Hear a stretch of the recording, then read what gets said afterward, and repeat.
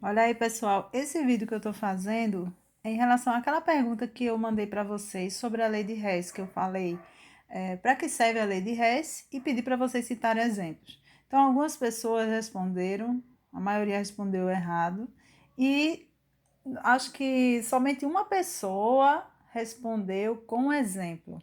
Então, esse vídeo que eu estou fazendo é justamente para explicar o que, é que eu queria naquela questão que vocês respondessem, né?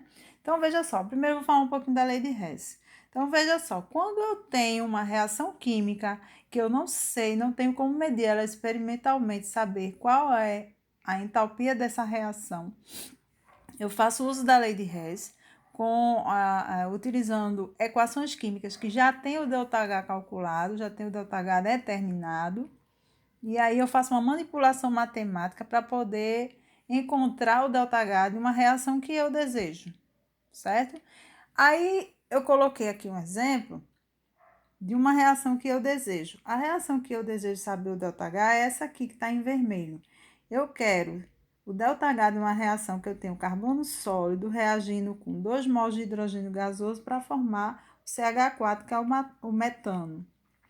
Então, veja, foi fornecido para mim 3 equações e dessas 3 eu posso determinar aqui a, o ΔH dessa reação. Então, como é que eu vou fazer?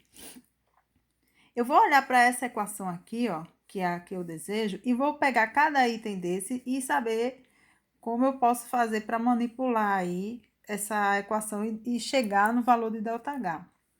Observe que eu tenho, né, o primeiro componente aqui, ó, o carbono sólido. O carbono sólido está antes da seta, então ele é reagente. E a quantidade dele é 1 mol. Então, eu vou procurar dessas 3 reações, onde é que está o carbono sólido nessa quantidade, tá? Então, veja, aqui eu tenho o carbono sólido nessa primeira reação. Observe que ele está na posição que eu quero. Ele está antes da seta, ou seja, ele é reagente, e ele tem a mesma quantidade que eu quero, 1 mol. Então, se eu tenho aqui a equação com o carbono na posição que eu quero, eu vou repetir ela do jeito que está aqui, sem alterar nada. Então, eu vou repetir aqui, ó. Carbono sólido mais oxigênio gasoso, ou seja, eu estou repetindo essa equação aqui de cima, formando CO2 gasoso, e o ΔH dessa reação é menos 39, aliás, desculpe, menos 392,0 kJ, certo? Bom, eu já resolvi o problema do carbono. Agora eu vou olhar para esse componente aqui, ó, que é o hidrogênio, e vou procurar ele nas reações acima. Observe que ele está aqui e não aparece em lugar nenhum mais, tá? Ele só aparece aqui nessa segunda reação. Ele aparece na posição que eu quero. Eu quero ele antes da seta, nos reagentes. Só que a quantidade que eu quero é de 2 mols e aqui ele aparece com 1 mol só. Então, o que é que eu vou fazer? Eu vou ter que manipular essa reação aqui. Então, eu vou colocar aqui, eu vou fazer o quê? Vou dobrar a quantidade de hidrogênio. Só que eu vou dobrar a quantidade de hidrogênio para obter essa equação desejada, mas eu vou mexer em toda a reação, porque tem que ser proporcional, tá? Então, ó, quando eu mexo no hidrogênio, eu mexo no oxigênio, mexo na água e mexo também no ΔH. Então, quando eu repetir a reação, ó, eu vou dobrar todos os itens. Então, onde é 1 mol de hidrogênio, eu vou botar 2 mols. Aqui, ó, oxigênio aparece meio mol. Então, vai ser 1 mol, né? E aí, você quiser botar o 1, pode botar. A água aparece 1 mol. Eu vou botar 2 mols, porque eu tô dobrando tudo, né? E o ΔH, que é menos 284,4, eu vou dobrar. Cuidado com o sinal, tá? Porque isso aí você tá mexendo aqui nesse valor, mas você não tá mexendo no sinal. Então, dobrando isso aí, eu vou ter 568,8 kJ, certo? Agora, eu já resolvi para hidrogênio gasoso e para carbono sólido. Aí eu quero agora resolver para o CH4. Eu quero que o CH4 esteja depois da seta, então, ou seja, eu quero ele nos produtos e quero um mol.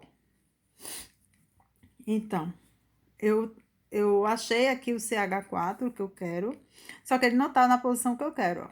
A quantidade até tá igual, né? Um mol de CH4, um mol de CH4, mas só que ele tá no reagente, eu quero ele no produto.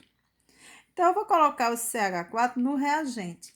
Só que para botar ele no reagente, eu tenho que pegar o reagente que tá todinho aqui, ó.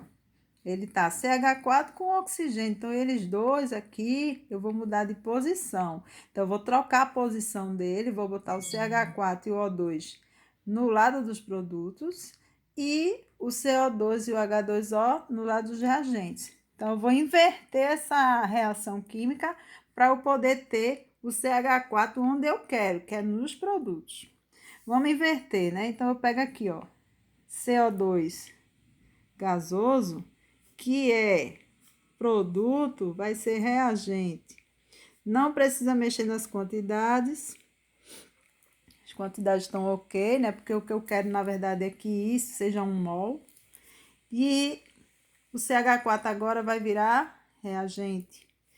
Então, eu vou colocar aqui, ó, CH4 gasoso mais 2O2 gasoso. Ora, se eu invertir aqui a reação, então eu vou ter que inverter, ó, esse sinalzinho aqui. Vou ter que inverter o sinal.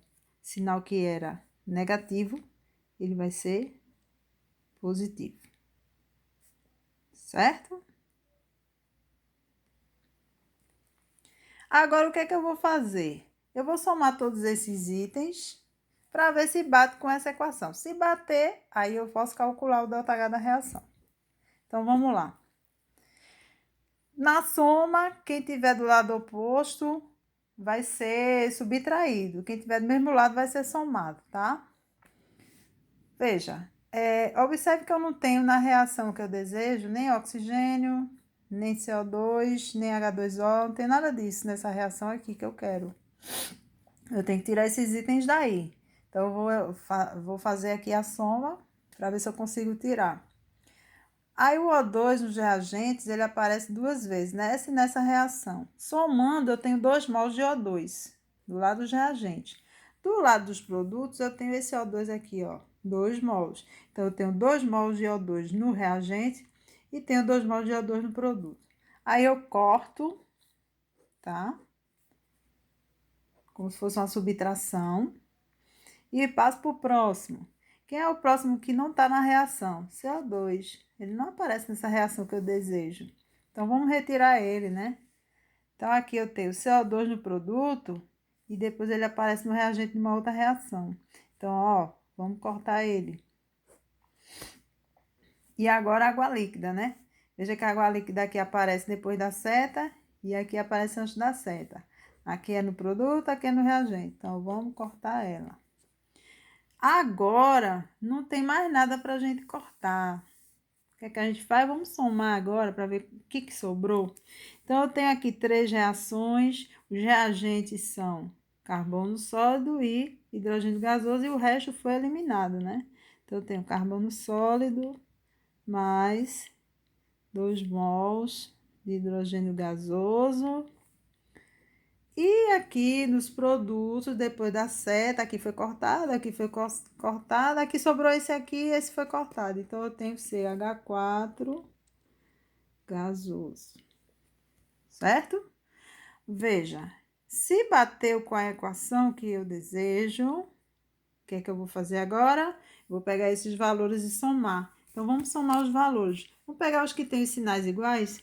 Vamos logo somar os que têm os sinais iguais, que é o 392 e o 568,8. Quando os sinais são iguais, você repete o sinal e soma, não é isso? Então, vai ficar, ó, menos 960, tá? E tem esse valor aqui, né? Menos 960 mais 212,0. Quando os sinais são diferentes, você dá o sinal do maior número e subtrai. Então, vamos subtrair.